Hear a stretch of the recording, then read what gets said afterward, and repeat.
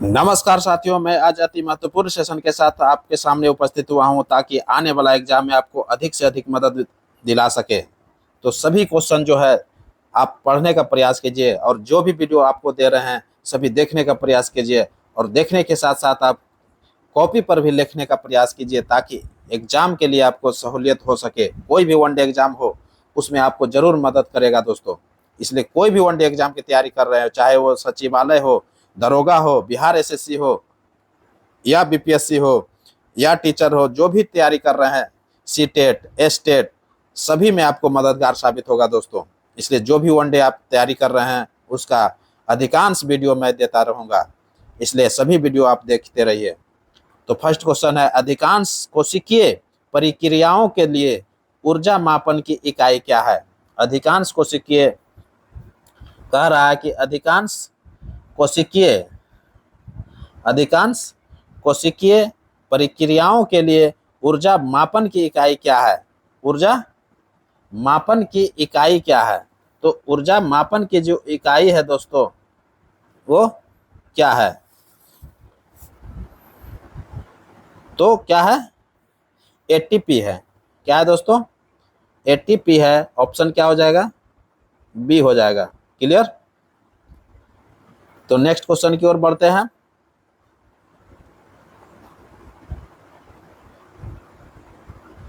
किस संविधान संशोधन अधिनियम द्वारा भारतीय संविधान में अनुच्छेद 21 ए जोड़ा गया है? बहुत इंपॉर्टेंट क्वेश्चन है, ये बार बार एग्जाम में पूछा जाता है दोस्तों।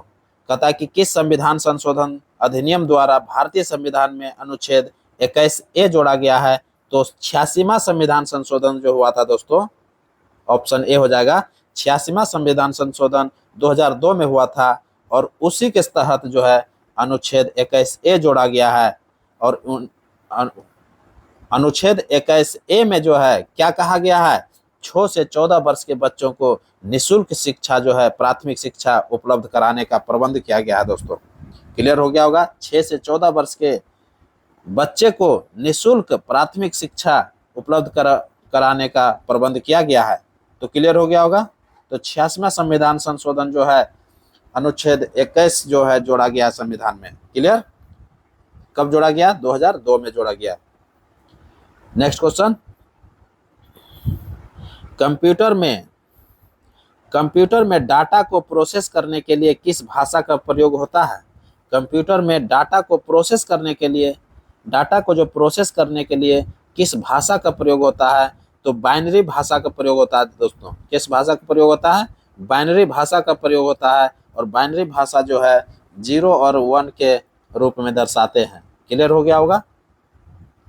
बाइनरी भाषा के रूप में 0 और 1 का चर्चा करते हैं। Clear?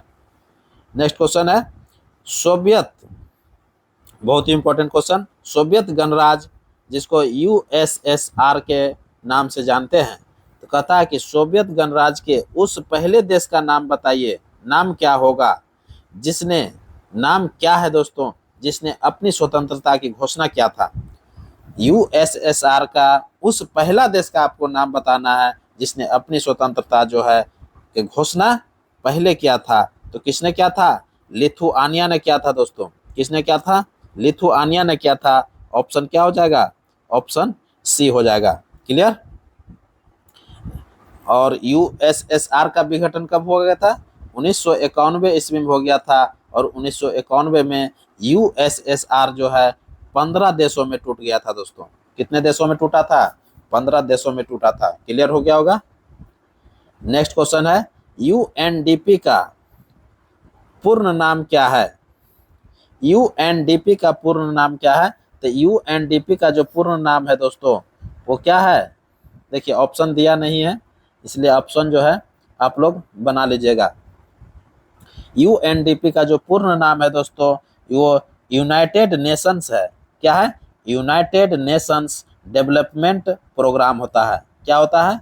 United Nations development programme.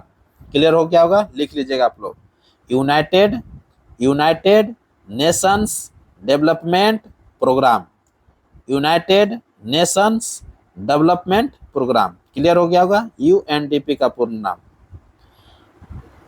Next question देख लेते हैं। चिपको आंदोलन, चिपको आंदोलन का प्राथमिक उद्देश्य क्या है? चिपको आंदोलन का प्राथमिक उद्देश्य क्या है दोस्तों? तो चिपको आंदोलन जो है सभी लोग जानते हैं कि 1970 के दशक में ये चलाया गया था। चिपको आंदोलन कब चलाया गया था? उत्तराखंड में चलाया गया था, 1970 के दशक में चलाया गया था, सुंदरलाल बहुगुणा के द्वारा चलाया गया था। और किस लिए चलाया गया था? उसका उद्देश्य क्या था? पेड़ों और वनों को बचाना था। किसको बचाना था? पेड़ों और वनों को बचाना था। इसीलिए आप पढ़े भी होंगे कि जब पेड़ काटता था तो सुंदरलाल बहुगुणा जो है पेड़ में जो है चिपक जाते थे। पेड़ में क्या करते थे? चिपक जाते थे, जिससे जो है पेड़ काटने वाला भी पेड़ नहीं काटता था। और इस तरह से जो है पेड़ों का जो है रक्षा किया था। और इसीलिए इस आंदोलन को चिपको आंदोलन के नाम से प्रसिद्ध हुआ था दोस्तों। क्लियर हो गया होगा चिपको आंदोलन क्यों नाम पड़ा था? क्योंकि सुंदरलाल बहुगुणा ने जब कोई भी व्यक्ति पेड़ काटता था तो पेड़ में चिपक जाता था। यही कारण है कि यह आंदोलन जो है उत्तराखंड में चिपको आंदोलन के नाम से प्रसिद्ध हुआ था। इसका उद्देश्य क्या था? तो पेड़ों और वनों को बचाना था। ऑप्शन क्या हो जाएगा? सी हो जाएगा। क्लियर हो गया होगा। नेक्स्ट क्वेश्चन है, किंग जॉर्ज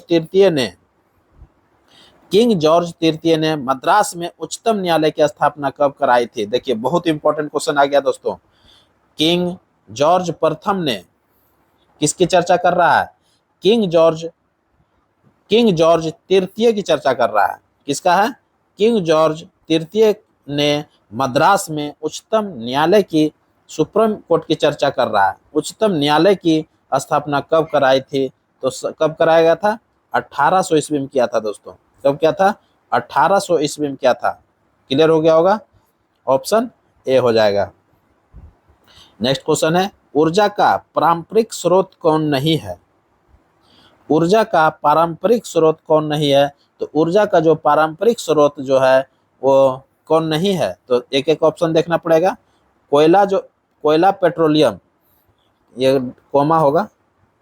कोयला और पेट्रोलियम जो है पारंपरिक स्रोत है, तो बिल्कुल जो है कोयला और पेट्रोलियम जो है पारंपरिक स्रोत है। प्राकृतिक गैस, ये भी पारंपरिक स्रोत है दोस्तों।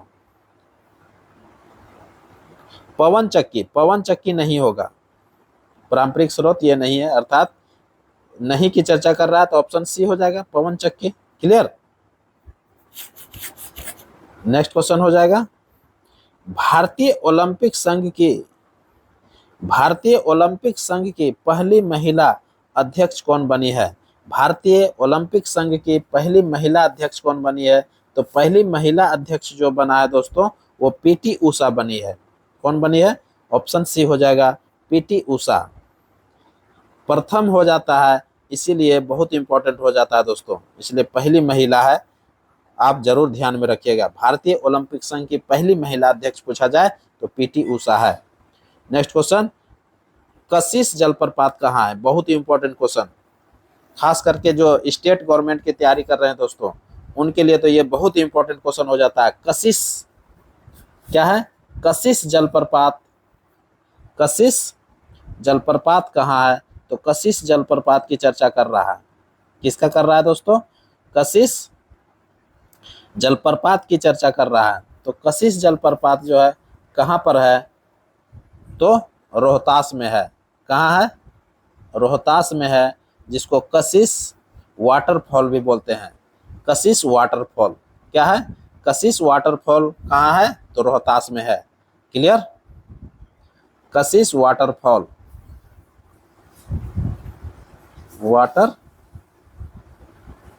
है। क्लियर। नेक्स्ट क्वेश्चन है, बजट का हिसाब किताब की जांच भारतीय संसद किसके द्वारा करती है? बजट का जो हिसाब किताब होता है भारतीय संसद जो है किसके द्वारा करती है? तो सार्वजनिक लेखा समिति के द्वारा करती है। सार्वजनिक, ऑप्शन ए हो जाएगा, सार्वजनिक लेखा समिति के द्वारा करती है दोस्तों। नेक्स्ट क्वेश्चन है, निष्पादन बजट की अवधारणा कहाँ से ली गई है? निष्पादन बजट की अवधारणा जो है अमेरिका से लिया गया दोस्तों। ऑप्शन सी हो जाएगा, अमेरिका, यूएसए। नेक्स्ट क्वेश्चन है, घाटे की वित्तीय व्यवस्था, घाटे की वित्तीय व्यवस्था का अर्थव्यवस्था पर क्या प्रभाव पड़ता है? घाटे की वित्तीय व्यवस्था का अर्थव्यवस्था पर क्या प्रभाव पड़ता है दोस्तों? तो मुद्रा आपूर्ति में जो है बढ़ोतरी होता है। क्या होता है? मुद्रा आपूर्ति में बढ़ोतरी होगा। ऑप्शन क्या हो जाएगा? बी हो जाएगा। नेक्स्ट क्वेश्चन है, लवा मिट्टी पाई जाती है। लवा मिट्टी पाई जाती है तो कहाँ पाया जाता है? मालवा के पठार में पाया जाता है। लवा मिट्टी कहाँ पाया जाता है? मालवा के पठार में पाया जाता है। ऑप्शन ए हो जाएगा। नेक्स्ट क्वेश्चन है, बैसाल्ट लावा के अपक्षय के कारण भारत में बैसाल्ट लावा के अपक्षय के कारण भारत में कौन सी मिट्टी का निर्माण होता है? तो कौन सा मिट्टी का निर्माण होता है बैसाल्ट लावा के अपक्षय के कारण? तो रेगुर मिट्टी का निर्माण होता है दोस्तों। रेगुर मिट्टी को ही काली मिट्टी के नाम से जानते हैं, अर्थात ऑप्शन ए भी हो जाएगा, ऑप्शन सी भी हो जाएगा। तो उपर्युक्त में से एक से अधिक हो जाएगा। क्लियर? बैसाल्ट लावा के अपक्षय के कारण भारत में कौन सी मिट्टी का निर्माण होता है? तो काली मिट्टी का निर्माण होता है, और काली मिट्टी को जो है रेगुर मिट्टी के नाम से जानते हैं। तो ऑप्शन ए और सी हो जाएगा। क्लियर? नेक्स्ट क्वेश्चन है, आरबीआई के गवर्नर कौन है? अभी वर्तमान गवर्नर की चर्चा कर रहा है। आरबीआई का जो वर्तमान गवर्नर है दोस्तों वो शक्तिकांत दास है। कौन है? शक्तिकांत दास है। ऑप्शन बी हो जाएगा। ये वर्तमान गवर्नर की चर्चा कर रहा है। आरबीआई का वर्तमान गवर्नर कौन है? तो शक्तिकांत दास है। नेक्स्ट क्वेश्चन है, कौन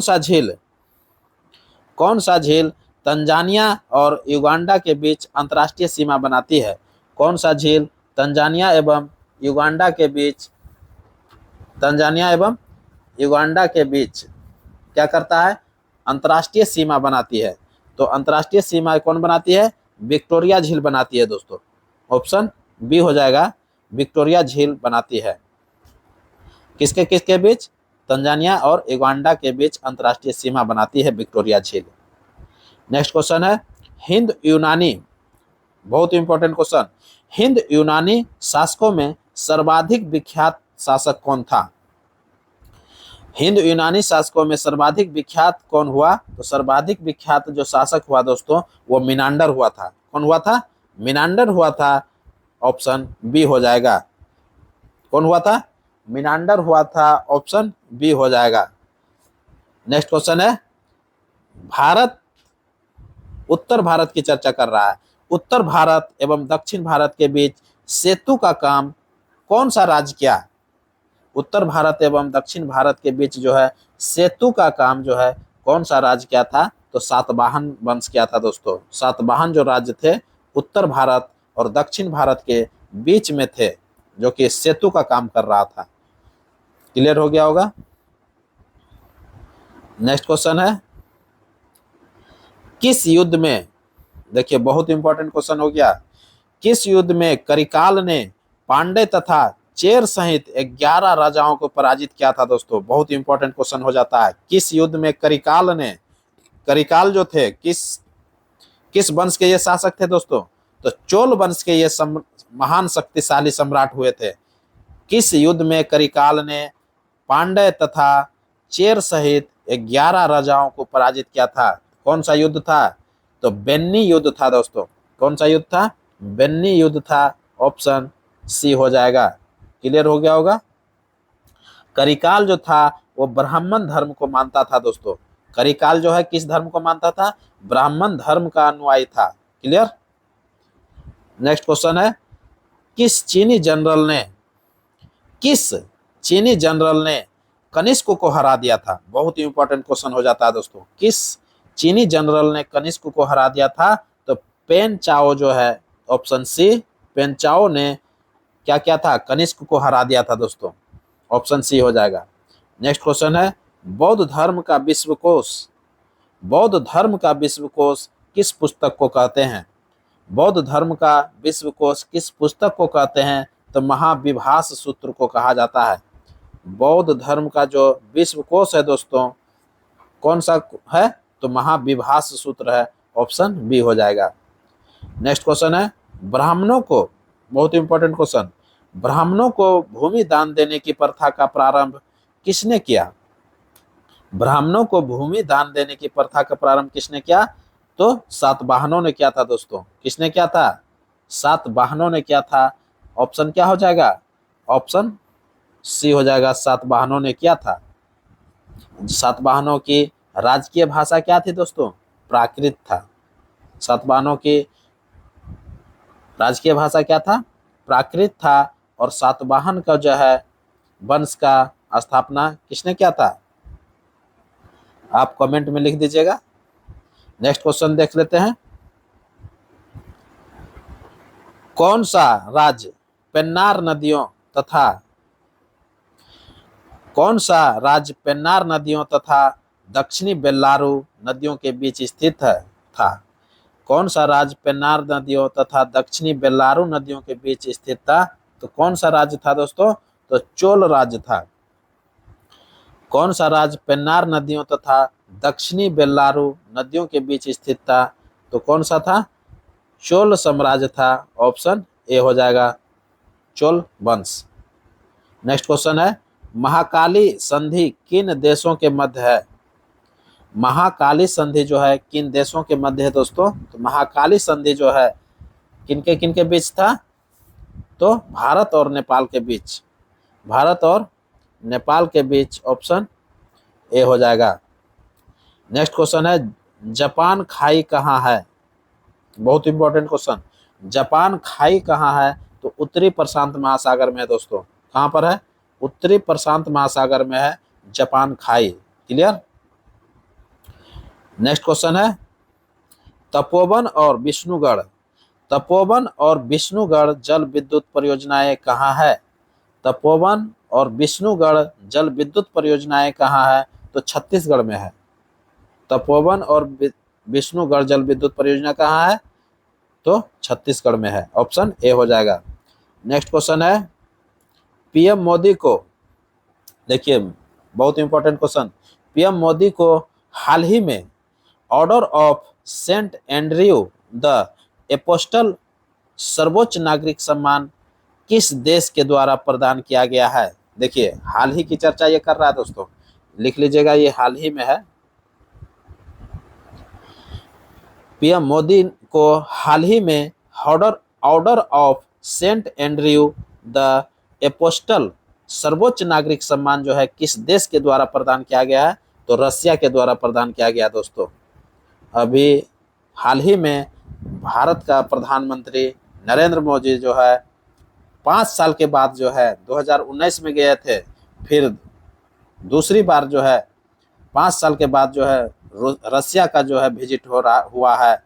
तो इसी में प्रधानमंत्री मोदी को क्या किया है? रसिया का, रूस का जो है सर्वोच्च नागरिक सम्मान उससे सम्मानित किया है, जिसको Order of Saint Andrew the Apostle सम्मान से जानते हैं हम लोग। तो प्रधानमंत्री नरेंद्र मोदी को कब दिया? 2024 में, हाल ही में जो इधर रूस की यात्रा किया है, इसी में जो है इनको सम्मानित किया गया है। और यह अवार्ड जो है 2019 में ही इसका घोषणा कर दिया था दोस्तों। क्लियर? नेक्स्ट क्वेश्चन देख लेते हैं। देश की प्रथम ट्रांसजेंडर दरोगा कौन बनी है? देखिए बहुत इंपॉर्टेंट क्वेश्चन है। हाल ही में दरोगा का रिजल्ट हुआ है, इधर हाल ही में 2-4 दिन की बात हो रहा है। देश की प्रथम ट्रांसजेंडर दरोगा कौन बनी है? ये देश की बात कर रहा है दोस्तों। तो देश का जो प्रथम ट्रांसजेंडर दरोगा बनी है वो कौन बनी है? मानवी मधु कश्यप बनी है। मानवी मधु कश्यप। ऑप्शन ए हो जाएगा, जो कि ये देश का प्रथम ट्रांसजेंडर दरोगा बनी है दोस्तों। मानवी मधु कश्यप ये बिहार दरोगा बनी है। कौन सा दरोगा बना है? बिहार राज्य में बना है, अर्थात ये बिहार दरोगा है। क्लियर हो गया होगा। नेक्स्ट क्वेश्चन है, गांधी जी को अर्धनग्न फकीर किसने कहा था? बहुत इंपॉर्टेंट क्वेश्चन है। गांधी जी को अर्धनग्न फकीर किसने कहा था? तो विंस्टन चर्चिल ने क्या कहा था दोस्तों? ऑप्शन क्या हो जाएगा? ऑप्शन सी हो जाएगा, विंस्टन चर्चिल ने क्या कहा था? गांधी जी को अर्धनग्न फकीर कह के संबोधित किया था। तो क्लियर हो गया होगा। नेक्स्ट क्वेश्चन की ओर चलते हैं। भारतीय क्रांति की जननी किसे कहा जाता है? बहुत इंपॉर्टेंट क्वेश्चन। भारतीय क्रांति की जननी किसे कहा जाता है? तो भारतीय क्रांति की जो जननी है मैडम भीखाजी रुस्तम कामा को कहा जाता है। मैडम भीखाजी रुस्तम कामा को भारतीय क्रांति की जननी कहा जाता है। क्लियर हो गया होगा। इन्होंने फ्रांस के एस.आर. राणा के साथ मिलकर आतंकवादी गतिविधियों को जारी रखा था। मैडम भीखाजी कामा क्या किए थे? फ्रांस में एस.आर. राणा के साथ मिलकर के आतंकवादी गतिविधियों को जारी रखा था। प्रथम विश्व युद्ध के समय फ्रांस एवं इंग्लैंड में जब मित्रता हो गई तो इनका जो है सफलता ज्यादा प्राप्त नहीं मिल पाया। क्लियर हो गया होगा। इनको ज्यादा सफलता नहीं मिल पाया। क्यों? क्योंकि प्रथम विश्व युद्ध में फ्रांस और इंग्लैंड का मिलन हो गया था। नेक्स्ट क्वेश्चन की ओर बढ़ते हैं। निम्न कथन पर सत्य का विचार कीजिए। राय बहादुर और खान बहादुर उपाधियां अंग्रेजों द्वारा 1911 ईस्वी से देना शुरू हुआ था। तो बिल्कुल ये जो है राय बहादुर और खान बहादुर उपाधियां जो है अंग्रेजों द्वारा 1911 ईस्वी से देना शुरू हुआ था। बिल्कुल सही है। राय बहादुर जो है हिंदुओं को दिया जाता था, जबकि खान बहादुर की उपाधियां मुस्लिमों को दिया जाता था। क्लियर हो गया होगा। मुस्लिमों और हिंदुओं को जो जिसको अपने पक्ष में करना रहता था उनको यह सम्मान दिया जाता था। क्लियर हो गया होगा। जैसे आप सुने होंगे कि महात्मा गांधी को कैसर ये हिंद की उपाधि से नवाजा गया था, तो जस्ट लाइक राय बहादुर और खान बहादुर भी उन्हीं उपाधियों में एक था दोस्तों। क्लियर हो गया होगा। दूसरा ऑप्शन है रिपन को भारत में वित्तीय विकेंद्रीकरण का जनक माना जाता है। तो बिल्कुल जो है रिपन को जो है भारत में वित्तीय विकेंद्रीकरण का जनक माना जाता है। बिल्कुल सही है दोस्तों। तीसरा ऑप्शन है अखिल भारतीय किसान कांग्रेस का गठन 1936 में लखनऊ में हुआ था। तो बिल्कुल सही है ये आंसर। अखिल भारतीय किसान कांग्रेस का गठन जो है 1936 में लखनऊ में हुआ था दोस्तों। क्लियर हो गया होगा। तो तीनों ऑप्शन क्या है? सही है, अर्थात उपयुक्त में से एक से अधिक आंसर हो जाएगा, डी हो जाएगा। नेक्स्ट क्वेश्चन की ओर बढ़ते हैं। बिहार